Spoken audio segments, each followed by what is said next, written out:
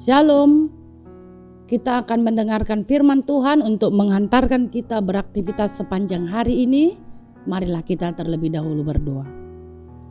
Kasih karunia dan damai sejahtera yang dari Allah Bapa dan dari anaknya Yesus Kristus menyertai hati dan pikiranmu. Amin. Firman Tuhan untuk kita diambil dari kitab Imamat pasal 20 ayat 8. Demikianlah kamu harus berpegang pada ketetapanku dan melakukannya. Akulah Tuhan yang menguduskan kamu. Demikian firman Tuhan. Apa yang terlintas di pikiran kita saat mendengar kata taat? Mungkin kita langsung membayangkan aturan yang kaku, larangan yang menekan, atau kewajiban rohani yang berat. Terkadang ketaatan terasa seperti beban yang harus dipikul dengan susah payah. Kita tahu Tuhan ingin kita hidup kudus, tapi dalam praktiknya kita sering merasa tidak cukup baik, terlalu sering gagal dan akhirnya lelah. Bahkan rasa bersalah pun muncul. Kita mulai berpikir bahwa Tuhan hanya akan mengasihi kita jika kita berhasil menjadi cukup rohani. Kita takut mengecewakan Tuhan, takut tidak layak. Lalu ketaatan berubah dari sesuatu yang indah menjadi sesuatu yang menakutkan. Namun firman Tuhan hari ini dari Imamat 20 pasal 20 ayat 8 membawa kabar baik yang melegakan. Tuhan memang memanggil kita untuk taat, tapi Ia tidak membiarkan kita sendirian. Ia tidak hanya memberi perintah, Ia juga menyediakan kuasa. Ia yang memerintahkan, juga yang menguduskan. Beberapa hal yang boleh kita pahami dari firman Tuhan hari ini. Yang pertama, ketaatan dimulai dari kasih karunia. Kitab Imamat ditulis ketika bangsa Israel baru keluar dari Mesir. Setelah ratusan tahun hidup sebagai budak, mereka dibesarkan dalam budaya penyembahan berhala tanpa pemahaman tentang hidup yang kudus di hadapan Tuhan. Maka Tuhan memberi mereka hukum, bukan untuk menghukum, tetapi sebagai tuntunan agar mereka belajar hidup sesuai dengan karakternya. Akan tetapi Tuhan juga tahu bahwa mereka akan jatuh dan gagal. Ia tahu mereka lemah. Karena itulah Ia menyertai hukumnya dengan janji. Akulah Tuhan yang menguduskan kamu. Menguduskan berarti memisahkan, menyucikan dan mempersembahkan. Tuhan tidak menunggu mereka sempurna untuk kemudian menerima mereka. Ia justru yang memulai prosesnya. Demikian juga dengan kita hari ini. Ketaatan kita lahir bukan dari usaha manusia yang keras, tetapi dari kasih karunia Allah yang bekerja dalam hati kita. Jangan pandang ketaatan sebagai beban, sebab Dia juga Allah yang menyertai kita, memampukan kita untuk hidup dalam ketaatan sepanjang kita membuka hati dan pikiran untuk dituntun olehnya. Yang kedua, ketaatan adalah bagian dari proses pengudusan. Jika hasil karunia adalah awalnya, maka proses selanjutnya adalah pembentukan.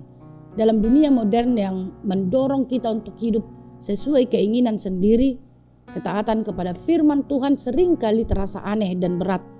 Berbagai ungkapan seperti yang penting bahagia, ikut suara hatimu, atau asal tidak menyakiti orang lain membuat hidup kudus terkesan kuno. Namun Tuhan tetap memanggil umatnya untuk hidup berbeda. Bukan karena merasa lebih baik, tapi karena sudah dipisahkan untuk tujuan yang lebih mulia. Imamat 20 ayat 8 menegaskan bahwa pengudusan adalah pekerjaan Allah. Roh Kudus bekerja dalam diri kita, membentuk hati, membarui cara berpikir, dan menuntun kita kembali saat kita menyimpang.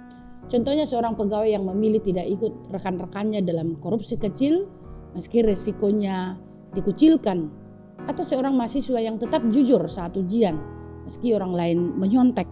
Ini bukan sekedar moralitas tinggi, tapi tanda bahwa Roh Kudus sedang bekerja mengubah kita dari dalam.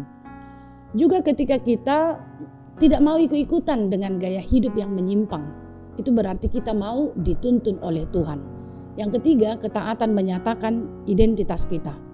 Akhirnya, ketaatan bukan sekedar tindakan, tetapi pernyataan. Aku adalah milik Tuhan. Dalam konteks bangsa Israel, ketaatan mereka pada hukum menunjukkan bahwa mereka adalah umat yang berbeda, umat pilihan Allah, bukan bagian dari bangsa-bangsa penyembah berhala.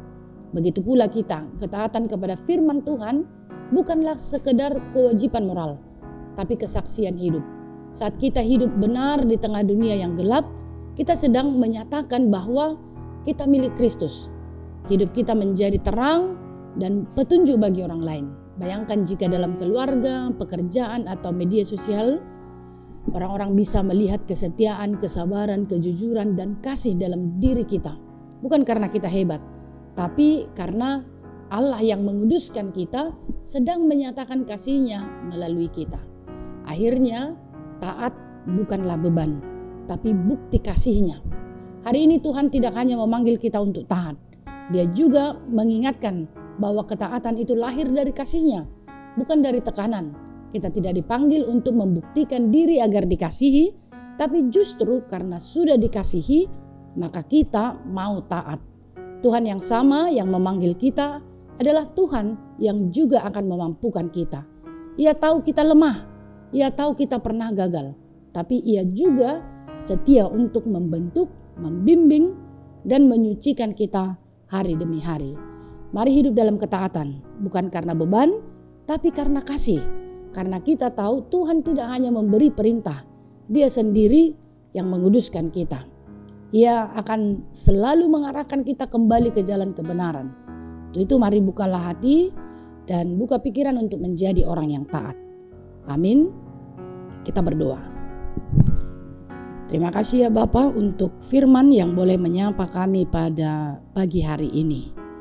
Kiranya kami boleh mewujudkan ketaatan sebagai wujud cinta kasih kami kepada Tuhan dalam setiap perjalanan kehidupan kami ini.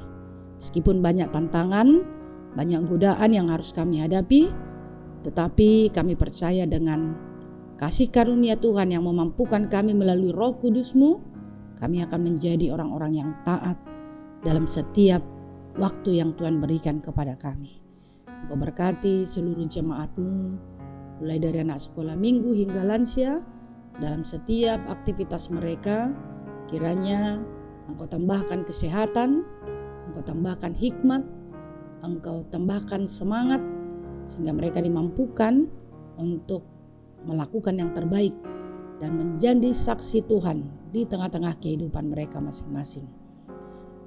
Secara khusus Tuhan, Engkau tolong yang sedang bergumul, yang dalam keadaan sakit, yang sedang berduka, atau apapun yang dihadapi jemaat-Mu sehingga membuat mereka lemah. Tetapi kami percaya dengan pertolongan Tuhan akan memampukan mereka melihat hari-hari ke depan. Dengan pertolongan Tuhan mereka akan menerima anugerah dan sukacita yang baru bagi kehidupan mereka. Kami akan melanjutkan aktivitas sepanjang hari ini. Kami mau mengandalkan Tuhan. Demi Kristus terimalah doa kami ini. Anugerah Tuhan kita Yesus Kristus, kasih setia Allah Bapa, dan persekutuan Roh Kudus menyertai saudara sekalian. Amin. Selamat beraktivitas.